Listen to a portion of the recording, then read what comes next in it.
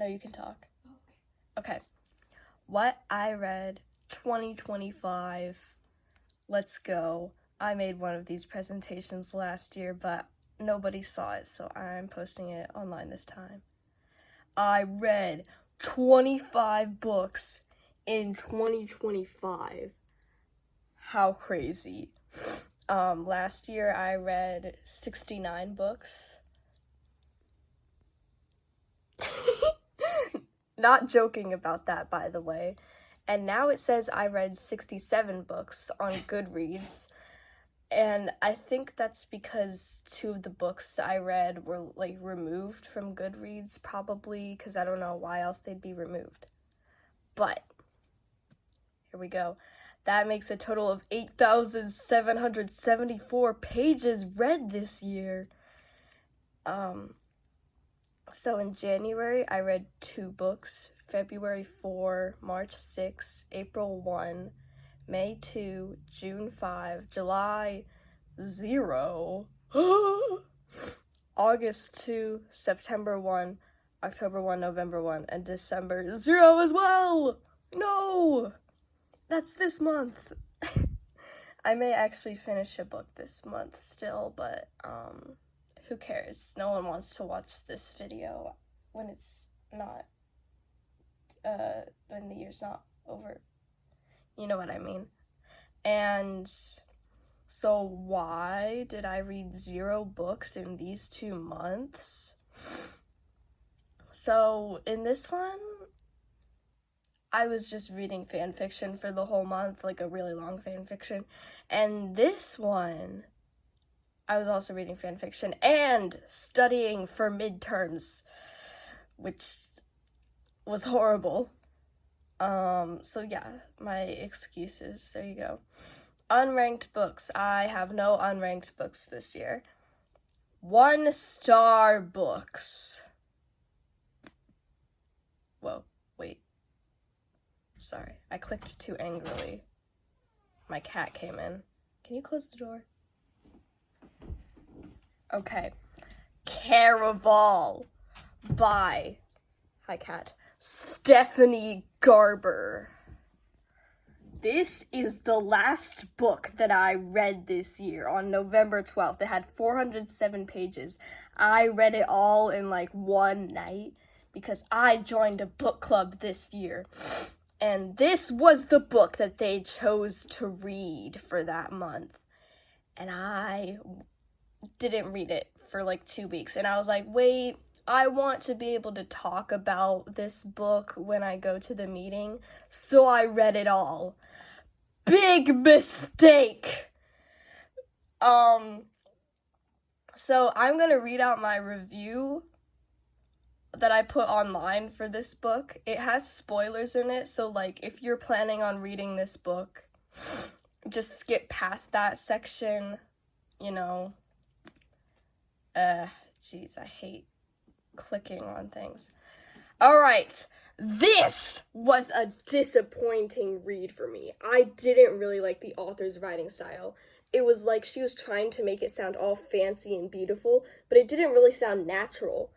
I really like twisty-turny books where you're not really sure what's going to happen next, but Caraval did not twist and turn satisfyingly. For me, I honestly just felt confused and let down the further I got into the book. The clues and the way they were solved didn't make much sense to me, and I could never tell if they were wrong about everything or actually making progress. I should probably tell you what the book is actually about. It's, Caraval is a book where this lady and some guy she met have to go to Caraval, and Caraval is like this magical fairy tale game that is played every year, and you have to go to this island and like solve a bunch of clues to try and win, and the objective of this year's game is to find the main character Scarlet's sister named Donatella. So anyways, the clues and the way they were solved didn't make much sense to me, and I could never tell if they were wrong about everything or actually making progress. It just felt like 2 million different things were happening, and all those things were getting the characters nowhere. I get that the point is supposed to be, oh, nothing is real and anything could happen. Everything is mysterious all the time. But if so many of the things that happen are fake, then why does anything that happens even matter? Instead of feeling what Scarlet did during emotional points in the story, I felt annoyed with the book for taking so long to get itself over with and reveal that those emotional moments didn't actually matter, because they didn't happen. The only thing I kind of enjoyed was Scarlet and Julian is the random guy that she met, by the way, was Scarlet and Julian's connection to one another, and half the time I didn't even know if that was real at all either. It wasn't that interested either. I just liked how the scene where they both sacrifice a day of their lives for each other was written.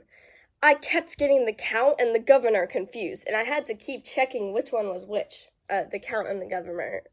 One is Scarlet's father, and one is a guy she's betrothed to that she is planning to marry to get away from her abusive father. Where was I?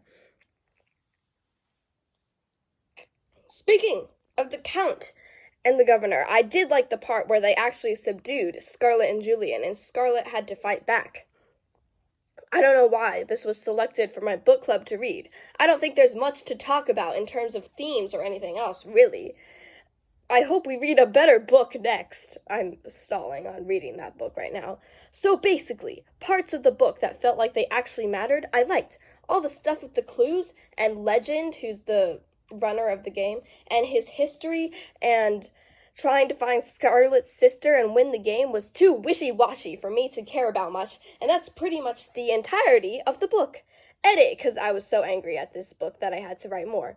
And another thing! Who in the world would even consider choosing their beloved sibling over a man they just met 5 days ago? I don't care how good his fingers taste. A good sibling will be with you forever. Random man, though?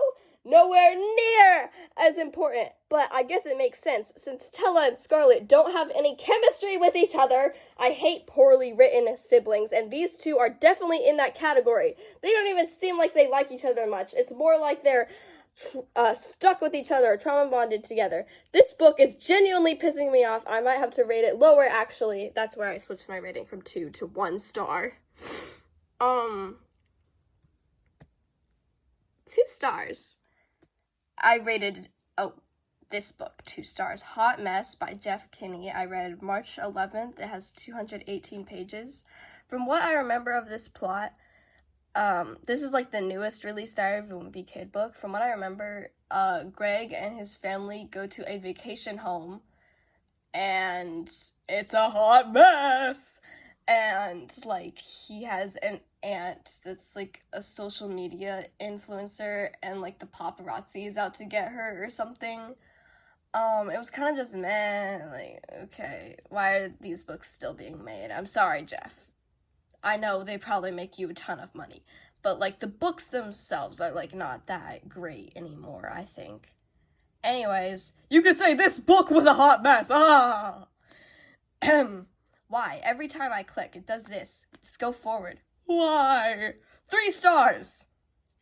She Gets the Girl by Rachel Lippincott. Read on February 10th with 384 pages. This is a Yuri romance.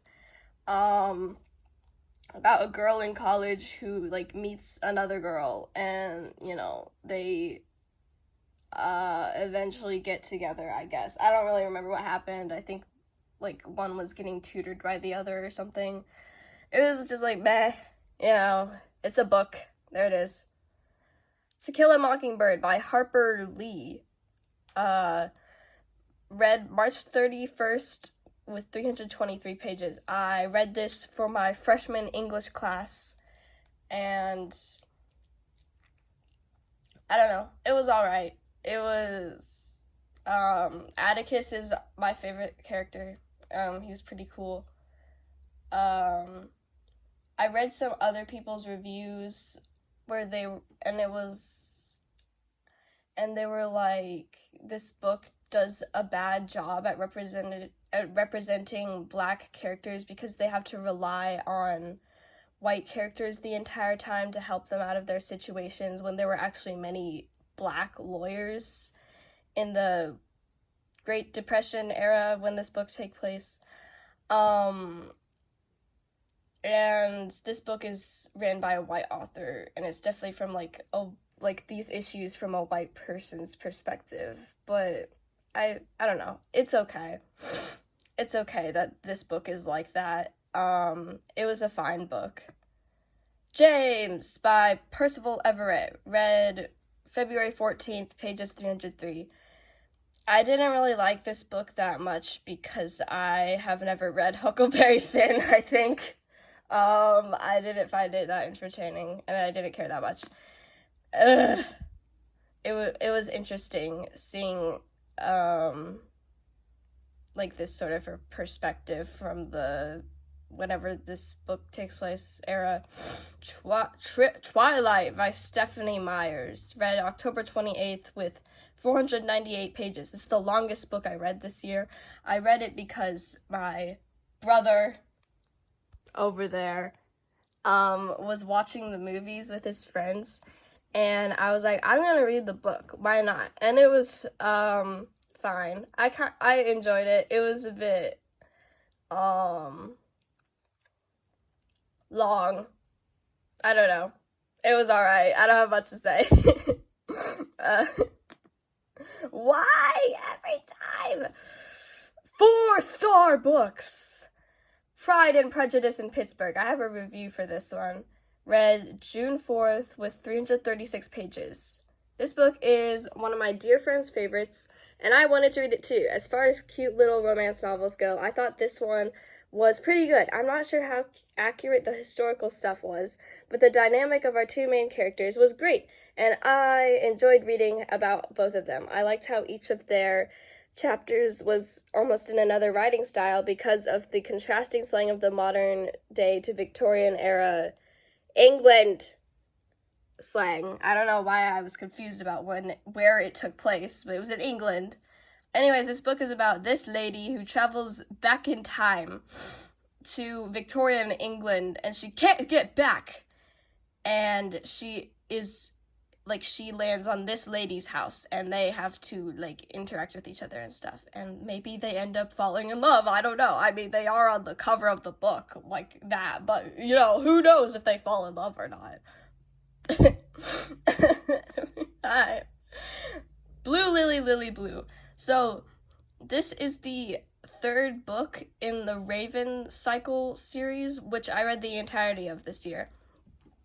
And to be honest, I kind of forget what happens in each book. I think in this one, somebody dies, maybe. Yeah, this is the most disappointing out of all of the books for me. I read it May 5th, and it had 391 pages. Dogman Unleashed by Dave. Is it Dav or Dave? I don't know. Pilkey. Read March 11th with 225 pages. This is the second Dogman book, and it's low-key. It would be, irrelevant if it didn't introduce Flippy, who is actually an important character in later books. But, yeah, whatever. Then we have Dogman by Dave Pilkey, read January 6th with 231 pages. My review is, I love Dogman, because I do. After, the Dogman movie came out, I read some of the books, and, Dogman stuff was all over my, For You page, and it's just, great. Anyway, yeah, the original book is pretty good. Every time. A Tale of Two Kitties, look, there they are. Read March 11th with 256 pages. I like this book because it has little Petey in it, and Mr. Big Petey, starts having lore. Yay! Kill Yourself.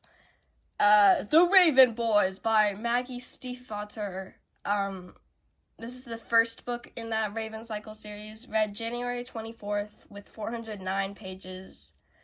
I thought this book was good. It was interesting. Oh, by the way, this entire series is about this lady named, high school girl named Blue, and she teams up with these 3, like, rich, preppy school guys to find the dead King Glendower, I think is his name, who is, like, buried on a ley line, and magical stuff ensues, and blah, blah, blah. Also, one of the boys is gonna die. Like, it's prophesized in this book, and one of the boys is gonna die. So, 5-star books. Ender's Shadow by Scott, or is it Orson Scott Card or Scott Orson Card? Who knows? I read this March 15th. It had 469 pages, and what to say about this book? This is, like, the original book is called Ender's Game, and I read Ender's Shadow, which is about the guy, Ender, his friend named Bean.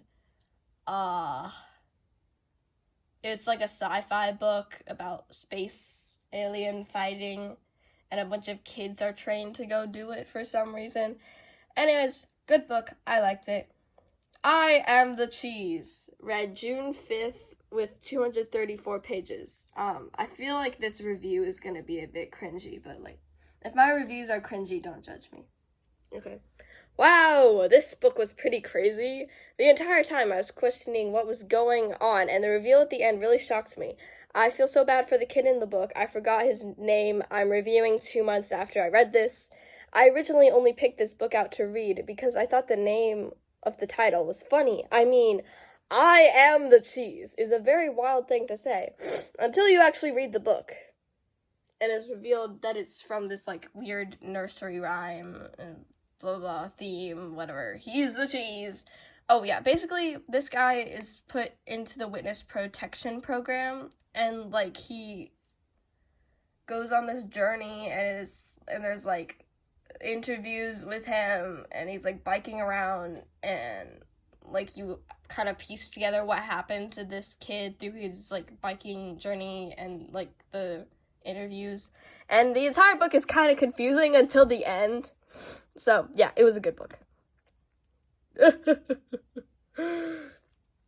Watership Down by Richard Adams. Look, it's about rabbits. Read February 4th with 476 pages. This book took me like a whole month to read, but I really liked it. It's basically about, it's like Warrior Cats, but rabbits, and it's really good. Dare I say better than Warrior Cats. Oh, whoa, who said that? Walk Two Moons by Sharon Creech. I forgot to put her name. Read June 15th with 288 pages. Alright, review. I read this book in elementary school, and it was sitting in my closet in the giveaway pile, but I wanted to read it again because I was going on a trip to South Dakota, and I was reminded of Walk Two Moons, because they go on a trip, and they go through South Dakota. This book is like a story within a story, and I found it all compelling, although it's pretty simple. What better way to process your emotions than a road trip with your grandparents? I think this is a great book, blah, blah, blah, blah, blah, blah, blah, blah. It's rated 5 stars, and it's underrated. More people should read this book. Basically, this girl named Sal goes on a road trip with her parents and grandparents, and she tells her grandparents this, like, story of her life, basically, after she moves away from her farm to go live in the suburbs. Yeah.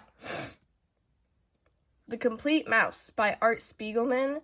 Read April 24th with 296 pages. So this book, obviously by the title, is about Art Spiegelman's parents during World War II and the Holocaust. His parents and, like, him are Jewish. And, yeah, it was, like, low-key difficult to read in some places. This is a very good book in showing, like, the horrible crap that happened during the Holocaust. Yeah, good book. The Raven King by Maggie Stiefvater, read June 14th with 439 pages. This is the last book in the Raven Cycle series, and I thought it was a good ending, much better than Blue Lily, Lily Blue. Yeah, I can't really tell you what happens. I don't want to spoil this series. The Dream Thieves by Maggie Stiefvater. This is the second book in the Raven Cycle series, read May 2nd with 439 pages. And this is my favorite one. From what I remember, one of the guys, like, there's another guy who's like gay for him or something, and he's not into him, and they cope by racing a bunch of cars and like getting high together or something. What? I mean, it's like, that's basically what happens, I think. I Know Why the Caged Bird Sings by Maya Angelou, read August 10th with 289 pages. This is Maya Angelou's, like, biography of her childhood and her teenage years, and it was very sickening to read at some parts of it. It was, it did not make me feel good. Like, I was in a bad mood while reading this, like, parts of this book. But it's a very good book, autobiography, and it is important, and I liked it. Scythe by Neil Shusterman. Why do I feel the need to start off every year with reading this book? I don't know. It's probably because I want to finish the series, so I start it, and then I never read the other books, even though I have all of them. I read this January 6th with 435 pages. Yeah, it's a good book. I like it. Good dystopian novel. I should probably read the last book finally, but who knows if I will. In the Lake of the Woods, right in there, in the lake, by Tim O'Brien, read September 29th with 303 pages. I read this for my 10th grade English class, and I really liked it. It was like a mystery sort of novel about this guy named, I forget his name, and he's like a veteran of the Vietnam War, and he's like not a good person, and his wife goes missing, and nobody knows what happened to her. Ooh. The Last Unicorn by Peter S. Beagle, read June 19th with 292 pages. Want to hear the review? I'm going to read you the review. A long time ago, I tried reading The Last Unicorn and did not finish it, but I did watch the animated movie adaptation before I read it again. True story. When you watch the movie adaptation of this book, you're thinking things like, wow, the human characters look really badly designed. These songs are terrible. I'm nearly falling asleep. This is so boring. Wait a minute, why is that tree sexually harassing Svendrick? But with that, I also thought, wow, these are some surprisingly mature and interesting themes tucked into this badly put together kids movie. Schmendrick is like the wizard who finds the last unicorn, and they like help each other. Yeah. And that is why I picked this book up again. Unlike some fantasy books, this one was really easy and fun for me to get through. I liked the characters and the story that was told. I think this story is pretty special, and I already want to read it again. The terrible aspects of this movie are not present. The themes and the plot and facing the Red Bull are written well, and they have a greater impact in written form. Yeah, the villain of this story is like the Red Bull, by the way. The Secret Life of Bees by Sue Monk Kidd. What? I read this book because a certain other story mentions it. I read this on February 13th. It had 302 pages, and this is just like a really sweet book about this kid who runs away from her abusive father, and she founds this pink house that her mom used to stay at, and they make honey. And it's a pretty good story. Six of Crows by Leigh Bardugo, of course. I reread this book on August 19th, and it had 480 pages. And this is like one of my favorite books. The only other book that I like more than it is Crooked Kingdom, which is the second book in this like duology by Leigh Bardugo. Yeah, I reread it because I was sad in August, and I didn't read Crooked Kingdom. But yeah, I love this book and the characters. It's about like a heist. Yeah, one impossible heist, and like there's 6 people doing the heist, and it's pretty cool, and the characters are good. Yeah. So here's my final ranking of all the books. In the top tier, we have these ones, and then pretty good, and average meh books, and then horrible, terrible, awful books, especially that one, ew. And yeah, that was it. That's all the books I read this year. Yee! Wow! Happy New Year! Hopefully I read a few more books next year. I'm a bit sad that I didn't read as many as I did last year, but I'm busier this year now, as previously said in this video. Ta-ta!